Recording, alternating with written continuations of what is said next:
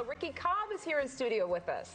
He's the man behind the hilarious Super 70 Sports Twitter account, which features interesting, funny, embarrassing photos from the 70s, 80s, and 90s. The account is mainly about sports, but it's kind of morphed into this thing about pop culture, and now it's going to be a TV show.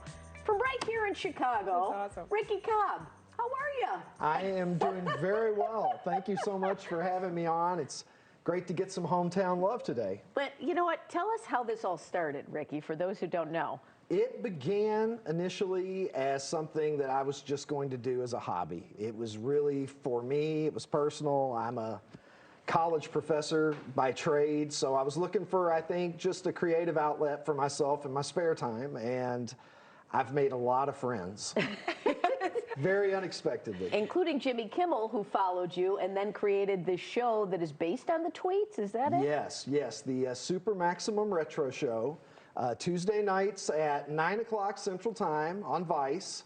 Nice. And Jimmy reached out to me a few years ago. He was a fan of Super 70s. And shortly thereafter, he had the president of his production company reach out to me. And we began some discussions. And lo and behold, here we are with the television show. And I'm co-executive producer with Jimmy Kimmel, so it's pretty interesting. Congrats, that is so cool. You seem like just a regular dude, you know, like you said you're from Kentucky, like here you are with these Hollywood bigwigs. What was that like for you? I mean, to, you know, because you want it to be what you've always been doing, but these are guys who have experience, and how did you handle that? You know, it's a trip. Yeah. Because on the one hand, walking onto the set of the production when we were filming season 1, you're thinking, on the one hand, I can't believe I'm here. What am I doing here? I shouldn't be here. On the other hand, you're thinking the only reason that this is occurring is because if you go back to the seed of the idea. And so those two things, weighing them at the same time, is kind of a trip. But I can certainly tell you, Jimmy Kimmel is one of the nicest, most down-to-earth guys, and certainly I'm eternally grateful to him for believing in my talent, because there's no reason that the guy who's hosting the Oscars and the guy who is an icon of late night television should take an interest in this dude. But in some ways he should, because of your popularity. I mean, it's such a popular account, it's such a popular idea. And I was curious too, in terms of how much research, like what's your typical day? Because I know it's dozens of tweets every day that come out, and you have an idea when you like start the day, hey, I want to focus on this, or? I wake up every day without a plan. Okay, yeah. Generally speaking, I don't know specifically what I'm going to tweet most days, but I do know that before that day is over, I'm probably going to have tweeted anywhere between 25 and 40 times. Oh. Yes. And, So, and for those all to be, I mean, you don't have a lot of duds in there. Let's show people some of your, I mean, just to give people an idea of what, if you haven't followed him. Willie Sturgill gave his Hall of Fame induction speech while looking like every exasperated movie police captain who's tired of dealing with loose cannon cops. Give me your badge, said Willie that day. How about this one? The next one. Shout out to the adult on the porch who watched this entire scenario unfold and just sat there. Great. That's one of my very favorite. Everything is about safety now. Everything we can do is about preserving the safety of children. But in the 70s, we just took a drag off of our heaters while children did things and broke bones. Oh, we're just going to show a bunch of these here. Back in my day, we didn't call it lunch with until Lee Majors was slapping George Harrison and Paul McCartney with a God, tree. how did that come to be? Was that a real episode? You know, I don't know what's going on. I don't know that that's a real episode, but if it is, I need to go find it. Because I want to see Lee Majors uproot the tree with those 70s special effects. And you know that we were getting the na-na-na-na-na-na sound as well on that one. And this one's Bill Buckner's mustache.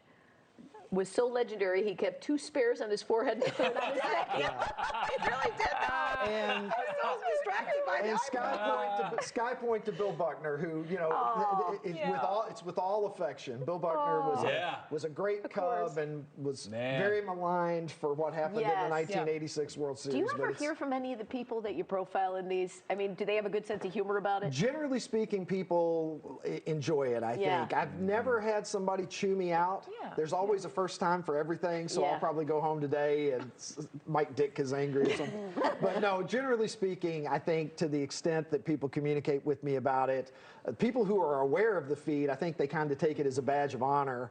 And most people, I think, understand that it's with a wink and a nod. My tongue is usually planted firmly in my cheek. Love it. And it's very, for people who watch the show, you're not just a producer, you're sitting on the couch with those guys. Is it like a quiz show about the 70s or what is it? It is a show, I think a lot of people compare it to Ridiculousness on MTV, if anybody's ever seen that. It's basically a panel of comics, mostly comics, sometimes people from other walks of life, but mostly comics, sitting and watching video clips and photos, not too far unlike the ones that you're showing, and just reacting to it. I see, okay. So it's basically, we're sitting in Barca Loungers, if you see the show, and we're just, it's like if you hung out with your 3 or 4 wittiest best friends, and you were just watching goofy, rich material, and having fun joking about it with each other. Great. That's the vibe that we're going for, and it certainly shares a lot of similarities with Super 70s. If you're a fan of the Twitter feed,